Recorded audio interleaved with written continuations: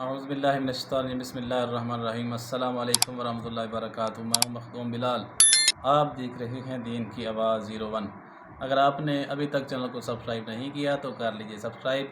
آج پڑھنے والا ہے خوبصورت کلام، اور اس کلام میں آپ کو میں اشعار سنا رہا ہوں جو کہ ماں باپ کی شان میں ہیں۔ یقیناً اہل دل جب سنتے ہیں تو دل سے ایک آواز نکلتی ہے۔ وہ آواز کیا ہے آپ نے کومنٹس میں بتانا ہے۔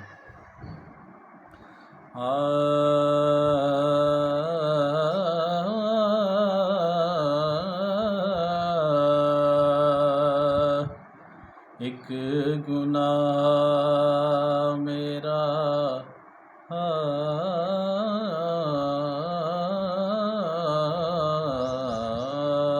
ایک گناہ میرا ماں پیوں ویکھے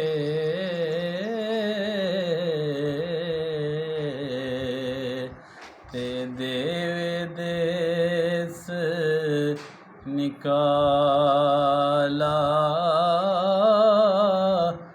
لکھاں گناہ میرے مولا ویکھے اتے پردے پاون والا تے اے دنیا ہے چکی یارو تے اسی ہاں اس دے دانے واری واری پسنا سب نے کیرا جے کیرانے تے ماں تے پیو نے جگ تے یارو سب تو مٹھا میوہ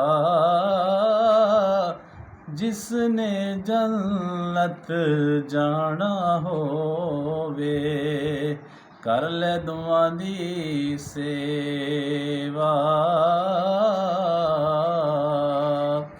تے باپ سراں دے تاج محمد تے ماواں ٹھنڈیاں